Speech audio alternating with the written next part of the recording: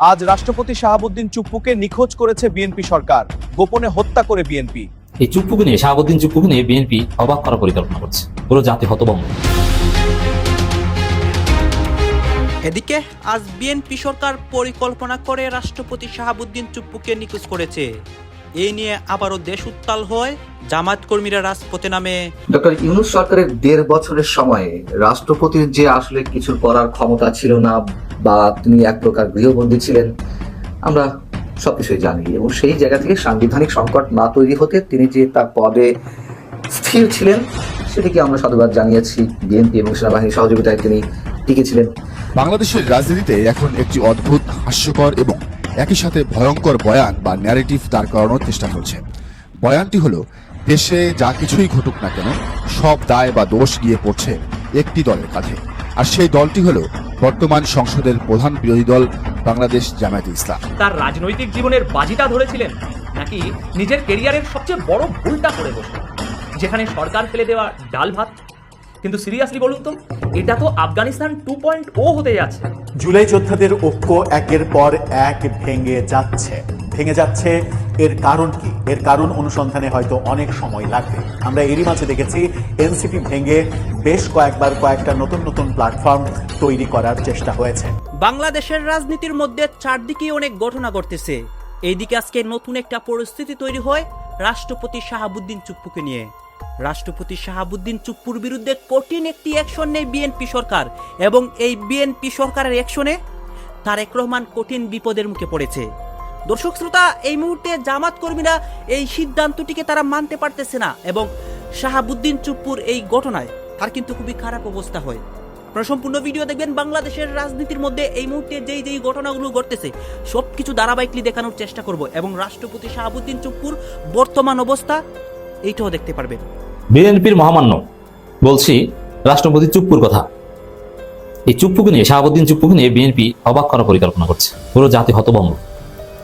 BNP কতটা বেঈমান হতে পারে, কতটা বিশ্বাসঘাতক হতে পারে, ক্ষমতার জন্য কতটা নোংরা হতে পারে, এই একটা বিষয় দেখলেই বুঝবেন যে মানুষ কতটা খারাপ হতে পারে, রাজনৈতিক দল কতটা খারাপ হতে পারে। এই চুপ্পু হাসিনার একটা দালাল চুপ্পু, হাসিনার পায়ের ধুলোয় যিনি ধন্য হতেন। যেই চুপ্পু তারেক রহমানকে খাম্বা বলেছেন, যে চুপ্পু জিয়াউর রহমানকে খুনি বলেছেন, খালেদা জিয়াকে এটিমে টাকা আত্মসাৎকারী বলেছেন, সেই চুপ্পুকে এখন আব্বা বলে বিএনপি। এখন বিএনপির আব্বা। এবং হাসিনা যতদিনের জন্য চুপ্পুকে রেখে গিয়েছেন ততদিনই রাখতে চায় বিএনপি, এবং চুপ্পুকে সব সম্মান ফিরিয়ে দিতে চায়। এবং চুপ্পু এখন চটপটে। ইউনূসের আমলে আটকা ছিলেন, এখন খুব প্রাণবন্ত, খুব ভালো আছেন। মনে হয় যেন বৃদ্ধ দাদা তার সন্তান নাতি নাতনিদের কাছে পেয়েছেন ঈদের সময়, ঈদের খুশি চুপ্পু।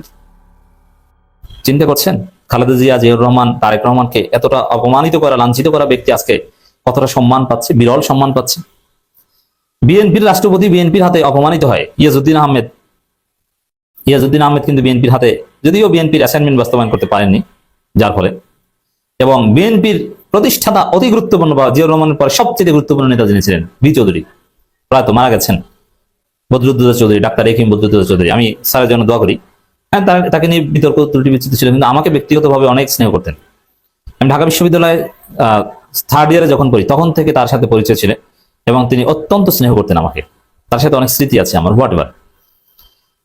এই বি চৌধুরী, বিএনপি তাকে রাষ্ট্রপতি বানিয়েছিল, আর বিএনপি তাকে অপমান করেছে, লাঞ্ছিত করেছে। বিএনপির প্রতিষ্ঠাতা সেক্রেটারি জিয়াউর রহমানের সহযোগীদের বিএনপি অপমান করে, লাঞ্ছিত করে, রাষ্ট্রপতি বানিয়েও তাকে অভিশংসন করে লাথি দিয়ে সরিয়ে দেয়। আর হাসিনা অ্যাপয়েন্টেড ভারতের দালাল রাষ্ট্রপতিকে আব্বা বলে তাকে আর সরাতে চায় না। বুঝতে পারছেন তো দর্শক? প্রশ্নটা ছিল যে এই বিতর্কিত চুপ্পুকে জাতীয় সংসদের অধিবেশনে ভাষণ দেওয়ার সুযোগ দেওয়া যাবে না, অন্য কোনো ব্যবস্থা করেন। চিঠিও দেওয়া হয়েছে মাননীয় প্রধানমন্ত্রীর কাছে। কিন্তু চুপ্পুর সন্তান সালাউদ্দিন শিলং স্বরাষ্ট্রমন্ত্রী, তিনি বলছেন সংসদ অধিবেশনে রাষ্ট্রপতির ভাষণ দেওয়ার বিধান আছে। এর মানে কি বিধান আছে ভাই? এটা তো পাগলেও জানে। বাংলাদেশের এইসব সিম্পল নীতি, এতে তো বিশেষজ্ঞ বা কার্যপ্রণালী বিধি পড়ার প্রয়োজন হয় না। এটা তো পেপার পত্রিকা পড়তে, টিভি দেখতে দেখতে সবাই বোঝে সংসদ অধিবেশনের শুরুতে রাষ্ট্রপতি ভাষণ দিবেন, এবং তার ভাষণের পর ধন্যবাদ প্রস্তাব উত্থাপন করা হবে, সেটার উপর আলোচনা হবে, এবং শুধু একবার না, বারবার রাষ্ট্রপতি ভাষণ দিবেন। এটা বলার কি আছে? এর অর্থ হচ্ছে যে চুপ্পু হচ্ছে বিএনপির আব্বা, আর চুপ্পু যে বিএনপির আব্বা এটা ঠিক করে দিয়েছে তাদের আরেক আব্বা মোদী। তাদের মোদি আব্বার কথা এখন চুপ্পু আব্বাকে রেসপেক্ট করছে। এবং একদিন তারেক রহমান রাষ্ট্রীয় আচার লঙ্ঘন করেছেন চুপ্পুর ক্ষেত্রে, মানে যথাযথ সম্মান দেননি 21 ফেব্রুয়ারি। নিয়ম হচ্ছে রাষ্ট্রপতি এবং প্রধানমন্ত্রী একই অনুষ্ঠানে গেলে প্রধানমন্ত্রী আগে যাবেন, তারপরে রাষ্ট্রপতিকে রিসিভ করবেন, তারপরে রাষ্ট্রপতি বিদায় নেবেন, প্রধানমন্ত্রী বিদায় দিবেন, তারপরে প্রধানমন্ত্রী ওখান থেকে আসবেন। এটা ছিল রাষ্ট্রাচার। কিন্তু 21 ফেব্রুয়ারি তারেক রহমান এটা করেন নাই, চুপ্পুর সাথে দেখাই করেন নাই, চুপ্পুকে গুনে নেই। কিন্তু ভারত থেকে তারপরেই তারেককে সতর্ক করা হয়েছে, তারেক তুমি কাজটা ঠিক করনি, তুমি তোমার চুপ্পু আব্বাকে রেসপেক্ট করবা। তার অল্প কয়েকদিন পরেই সে পিলখানা ট্র্যাজেডি উপলক্ষে, সম্ভবত 4 দিন পর পিলখানা ট্র্যাজেডি উপলক্ষে তখন রাষ্ট্রাচার মেনেছে, তখন চুপ্পু আব্বার জন্য দাঁড়িয়ে আছে, তখন চুপ্পু মহান, সব ঠিক আছে। আর চুপ্পু কি ভন্ডের ভন্ড দেখেন, ক্ষমতা বিএনপি কতটা নোংরা দেখলেন তো। এখন তাকে রাষ্ট্রপতি পদে ভাষণও দিতে দিবে, মানে সংসদের অধিবেশনে, আর তাকে 28 সাল পর্যন্ত রাখবে। মির্জা ফখরুল বলেছেন, রাখতে পারবে কি পারবেন দ্যাটস ডিফারেন্ট, বাট বিএনপি তো রাখতে চেয়েছে, এটা তো স্পষ্ট। ডক্টর ইউনূস সরকারের 1.5 বছরের সময়ে রাষ্ট্রপতির যে আসলে কিছু করার ক্ষমতা ছিল না, বা তিনি এক প্রকার গৃহবন্দী ছিলেন, আমরা সবকিছুই জানি। এবং সেই জায়গা থেকে সাংবিধানিক সংকট না তৈরি হতে তিনি যে তার পদে স্থির ছিলেন, সেটিকে আমরা সাধুবাদ জানিয়েছি। বিএনপি এবং সেনাবাহিনীর সহযোগিতায় তিনি টিকেছিলেন। যাই হোক, কিন্তু নির্বাচনের পর রাতারাতি হঠাৎ যেন চোখ উল্টে দিলেন রাষ্ট্রপতি মোহাম্মদ শাহাবুদ্দিন। কার সঙ্গে চোখ উল্টে দিলেন? তাকে নিয়োগদানকারী যে দল আওয়ামী লীগ কিংবা সাবেক প্রধানমন্ত্রী শেখ হাসিনার প্রতি। শেখ হাসিনাকে কদমবুচি করা শাহাবুদ্দিন চুপ্পু সাহেব এখন বিএনপির প্রতি পুরোপুরি নতজানু। পদবি ধরে রাখতে কিংবা রাষ্ট্রপতি পদে নিজেকে টিকিয়ে রাখতে যে তিনি আওয়ামী লীগের প্রতি প্রেম বিসর্জন দিয়ে বিএনপির সাথে নতুন করে ঘর বাঁধা শুরু করেছেন, সেটি তো আমরা এভাবেই বর্ণনা করতে পারি। জাতীয় পাট দিবসের একটি অনুষ্ঠান ছিল, অনেক কিছু ঘটেছে গত কয়েকদিনে, তার মধ্যে শেষটা দিয়ে শুরু করি। জাতীয় পাট দিবসের একটি অনুষ্ঠান ছিল রাজধানীতে শুক্রবার। সেখানে মাননীয় প্রেসিডেন্ট যে বক্তব্যগুলো দিয়েছেন তার একটা পর্যায়ে কি বলছেন তিনি বলছেন যে হাজারো মানুষের প্রাণের বিনিময়ে গণতন্ত্রের ধারায় ফিরেছে বাংলাদেশ, সব শহীদের আকাঙ্ক্ষায় বাংলাদেশ প্রতিষ্ঠিত করতে হলে আমাদের জ্ঞান বিজ্ঞান প্রযুক্তিতে আরো সমৃদ্ধ করতে হবে, ফ্যাসিবাদের মূলোৎপাটন করতে হবে। এই যে ফ্যাসিবাদের মূলোৎপাটন করতে হবে, হাজার মানুষের প্রাণের বিনিময়ে গণতন্ত্রের ধারায় বাংলাদেশ ফিরেছে, এই কথাগুলো উচ্চারণের কি প্রয়োজন ছিল? আমরা শহীদদের স্মরণ করতে পারি, মুক্তিযুদ্ধের শহীদদের, সারা বছর যে কোনো অনুষ্ঠান যে কোনো জায়গায় তাদেরকে আমরা স্মরণ করতে পারি, সেই বিষয় নিয়ে কথা বলতে পারি। কিন্তু 24-এর মতন কোনো ঘটনার উল্লেখ করে বিশেষ শব্দ উচ্চারণ করা কোনো কারণ ছাড়াই বিশেষ কোনো অনুষ্ঠানে, সেগুলোর পেছনে নিঃসন্দেহে কোনো দ্রভিসন্ধি রয়েছে। নচেত এই কথাগুলো, এই শব্দগুলো উচ্চারণ করতে পারে না। আর এটি কোনো রাজনৈতিক প্রোগ্রাম ছিল না যে হাজার প্রাণের বিনিময়ে অর্জিত গণতন্ত্র কিংবা ফ্যাসিবাদের মূলোৎপাটন এই সব শব্দ উচ্চারণ করতে হবে। তার চেয়েও বড় কথা, আওয়ামী লীগ সরকারের সময় এই রাষ্ট্রপতি মোহাম্মদ শাহাবুদ্দিন তিনি প্রতিটি বক্তব্য শেষ করতেন জয় বাংলা স্লোগান দিয়ে। হঠাৎ করে আমরা দেখলাম যে তিনি রাতারাতি বাংলাদেশ জিন্দাবাদ দিয়ে বক্তব্য শেষ করছেন এই পাট দিবসের অনুষ্ঠানে। কেন মানুষ ধাক্কা খাচ্ছে? বাংলাদেশ জিন্দাবাদ, জয় বাংলা, এক একজনের এক একটা আদর্শের প্রতি অনুরাগ থাকতেই পারে, কিন্তু রাষ্ট্রপতি তো সাংবিধানিক পদ, একই সাংবিধানিক পদে থেকে তিনি যখন এই পরস্পরমুখী আদর্শের সিমটমগুলো তুলে ধরবেন, তখন তো অবশ্যই মানুষের চোখে লাগার কথা। তাকে যখন রাষ্ট্রপতি হিসেবে নিয়োগ দিলেন শেখ হাসিনা, তখন তার দল আওয়ামী লীগের মধ্য থেকে নানান ধরনের সমালোচনা গড়ে উঠতে থাকলো। দলের বাইরেও অনেকে সমালোচনা করছিলেন, আমি নিজেও এইটির সমালোচনা করেছি যে কোন যোগ্যতায় মানে মোহাম্মদ শাহাবুদ্দিন সাহেবকে রাষ্ট্রপতি করা হলো। এবং এটাও বলে রাখি যে এই 1.5 বছর মানে ইউনূস সরকারের 1.5 বছর আমি তাকে সমর্থন করেছি। ওই যে সাংবিধানিক সংকট সৃষ্টি হবে, রাষ্ট্রপতিকে ছুড়ে ফেলা হবে, সংবিধান ছুড়ে ফেলা হবে, এইসব কথাবার্তা যারা বলেছেন তাদের সমালোচনা করতে গিয়ে রাষ্ট্রপতির পক্ষ অবলম্বন করেছি, এটিও বাস্তবতা। যাই হোক, তো যখন তাকে নিয়োগদানের সময় নানান ধরনের সমালোচনা গড়ে উঠলো, তখন সেগুলো জবাব দিতে গিয়ে, ব্যাখ্যা দিতে গিয়ে তিনি বিভিন্ন সভা মঞ্চে, বিভিন্ন সেমিনারে তিনি বলতে লাগলেন তিনি নিজে উড়ে এসে কখনো জুড়ে বসেননি, উড়ে এসে বঙ্গভবনে ঢুকেননি। তিনি পাবনার রাজপথ থেকে কারাগারে গেছেন, বঙ্গবন্ধুর সাথে একসাথে খেয়েছেন এবং নানান চড়াও উতরাই পার করে তিনি বঙ্গভবনে ঢুকেছেন রাষ্ট্রপতি হিসেবে। পাগলা তিতা মিডা বোঝে না, পাগলারে মাজারে নিও না, জাগা জাগা বোঝে না, পাগলা রে মাজারে নিও না। কথা বলতেছি সার্জিস পাগলা, মানে একটু থাকে না যে কি বলা হয় যে একটু জিনিয়াস ক্যারেক্টার যেগুলো, এগুলোর মাথা তার তোর ছিঁড়া থাকে। তবে ভাবিয়ে অল্প পানির মাছ বেশি পানি ফললে এরকমই হয়। আর মাঝে মাঝে বিতর্ক তৈরি করা যেন সার্জিসের একটা অভ্যাসে পরিণত হয়েছে। দেখেন, মন্দির, মসজিদ, মাজার এগুলো ধর্মভিত্তিক কিছু স্থান। তো এই অঞ্চলগুলোতে বা এই স্থানগুলোতে গিয়ে আপনি যদি কোন রকম রাজনৈতিক স্লোগান দেন, তাহলে মানুষ আপনাকে অপছন্দ করবে। আর কোথায় কোন কাজটা করতে হবে সার্জিসকে আসলে বোঝে না। আমার মনে হয় বুঝা শুনেই বিতর্ক তৈরি করা তার কাজ।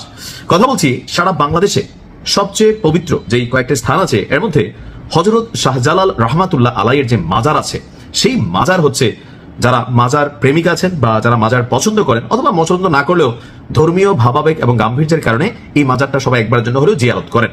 তো সেই মাজার প্রাঙ্গণে তারাবির নামাজ শেষে রাজনৈতিক স্লোগান দিয়ে আবারও সমালোচনার কেন্দ্রে পরিণত হয়েছে সার্জিস আলম। গতকালকে রাতে 10:30টার দিকে দরগাহ মসজিদে তারাবির নামাজ আদায় করে সার্জিস এবং তার সাঙ্গপাঙ্গরা। নামাজ আদায়ের পর উপস্থিত কিছু নেতাকর্মীকে নিয়ে মাজার প্রাঙ্গণে স্লোগান শুরু করে সার্জিস আলম। এ সময় এনসিপির নেতাকর্মী এবং সাধারণ মুসল্লিরা সেখানে অবস্থান করছিলেন। ভিডিওটি সামাজিক যোগাযোগ মাধ্যমে ছড়িয়ে পড়লে ধর্মীয় এবং রাজনৈতিক অঙ্গনে মিশ্র প্রতিক্রিয়া তৈরি হয়। সার্জিস আলম বলছিল, ইনকিলাব ইনকিলাব, জিন্দাবাদ জিন্দাবাদ। তারপরে আবার মানলো জামাতের এটা দুইটা ধর্মীয় স্লোগান, নারায়ে তাকবীর, আল্লাহু আকবার। তারপর বলছে দিল্লি না ঢাকা, ঢাকা ঢাকা।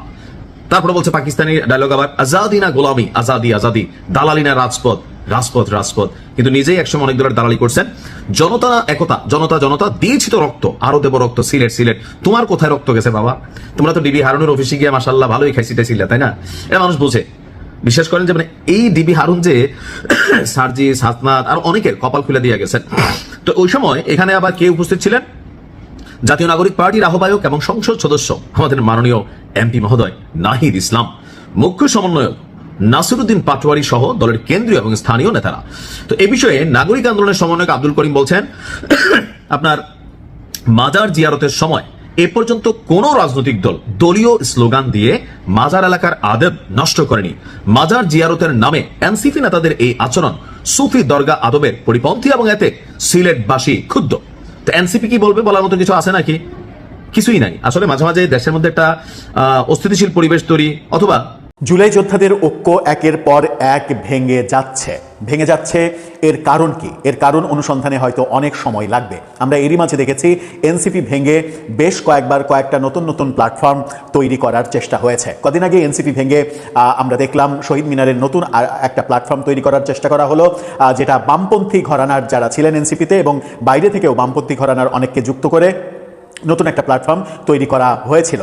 তারও আগে এনসিপির এক বহিষ্কৃত নেতা তিনি নতুন এনসিপি তৈরি করার ঘোষণা দিয়েছিলেন। আমরা দেখেছি এনসিপির যে ছাত্র সংগঠন সেখানেও ভাঙনের সুর অনেকে বেরিয়ে গেছেন। বৈষম্য বিরোধী আন্দোলনে সেখানে ভাঙনের সুর, সেখানে উমামা ফাতেমার মতো গুরুত্বপূর্ণ নেত্রী বেরিয়ে গেছেন। এই ব্যাপারগুলো আমরা প্রতিনিয়ত দেখছি।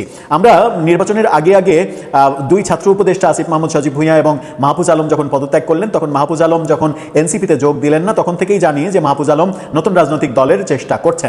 এবার এনসিপির বিকল্প হিসেবে আরও একটি নতুন প্ল্যাটফর্ম তৈরি হলো মাহফুজ আলমের নেতৃত্বে, এবং সেখানে সম্ভবত এনসিপি থেকে পদত্যাগ করা অনেকেই যোগ দিয়ে ফেলছেন। এবং এনসিপি থেকে পদত্যাগ করা তারকা এক নেত্রীর নাম এরই মাঝে যুক্ত হয়েছে মাহফুজ আলমের নতুন প্ল্যাটফর্ম, নতুন রাজনৈতিক দলের সাথে। সেটা তারা কি রাজনৈতিক দল হিসেবে রাজনীতি করবে, নাকি কিছুদিন ওই জুলাই ঐক্য নামে যেভাবে মানে ফাংশন করা হয়েছিল এনসিপি তৈরি করার আগে, জুলাই মঞ্চ না জুলাই ঐক্য, এভাবে একটা প্ল্যাটফর্ম তৈরি করে তারা কার্যক্রম চালু করেছিল, সেখান থেকে সেটাকে ভেঙে তারা এনসিপি আত্মপ্রকাশ করেছিল, সেরকম কিছু একটা হবে কিনা এখনই বলা যাচ্ছে না। তবে জুলাই আন্দোলনের সম্মুখ সারির নেতারা, গুরুত্বপূর্ণ নেতারা যে এক প্ল্যাটফর্মে থাকতে পারছেন না, এবং আগামীতে তাদের যেখানেই থাকুন না কেন তাদের সবারই যে রাজনীতিতে টিকে থাকা অনেক বেশি কষ্টকর হবে, সেটা এখনই বোঝা যাচ্ছে। কারণ মর্নিং শোজ দ্য ডেজ, সকালের সূর্য দেখেই বোঝা যায় যে এই দিনটা কেমন যাবে। চলুন একটু জেনে দেখি মাহফুজ আলমের নেতৃত্বে নতুন রাজনৈতিক দল কোনটা হচ্ছে, কি হচ্ছে, তার সঙ্গে কারা থাকছেন। দর্শক, বলছিলাম মাহফুজ আলমের নেতৃত্বে সাথে এনসিপির খুবই গুরুত্বপূর্ণ একজন নেত্রী তাসনুবা জেবিন, তিনিও রয়েছেন। তাদের দুইজনের নেতৃত্বে নতুন একটি রাজনৈতিক দর্শক আপনারা তো দেখলেন এখানে কি কথা হচ্ছে, অনেকে কিন্তু অনেক কথা বলতেছে, অনেকে আলোচনা করতেছে, অনেকে সমালোচনা করতেছে দেশের বিভিন্ন অবস্থা এবং পরিস্থিতি নিয়ে। বিশেষ করে এখানে আমরা দেখতে পাচ্ছি রাষ্ট্রপতি শাহাবুদ্দিন চুপ্পুর বিষয়ে অনেক কথা হয় এবং দেশের রাজনীতির মধ্যে চাঞ্চল্যকর অনেক ঘটনার বিস্তারিত কথা হয়। গাইজ এই বিষয়গুলো দেখে এবং দেশের রাজনীতির প্রেক্ষাপটগুলো নিয়ে আপনার মন্তব্য কি? আপনার মন্তব্যটা অবশ্যই আপনারা আমাদের কমেন্ট বক্সে লিখে যাবেন। আর হ্যাঁ, তখন আপনাদেরকে আমরা যা কিছু দেখিয়েছি সব কিছু আমরা সোশ্যাল মিডিয়া থেকে সংগ্রহ করেছি, এখানে আমাদের নিজস্ব কোনো মন্তব্য নেই বা আমাদের নিজস্ব কোনো সিদ্ধান্ত নেই। সর্বশেষ আপনাদের কাছে আমাদের একটা রিকোয়েস্ট থাকবে, আপনারা আমাদের চ্যানেলে নতুন দর্শক হয়ে থাকলে চ্যানেলটি সাবস্ক্রাইব করবেন এবং পাশে থাকা বেল বাটনটি বাজাবেন যাতে করে নেক্সট ভিডিওটা সবার আগে আপনাদের কাছে পৌঁছে যায়। ধন্যবাদ।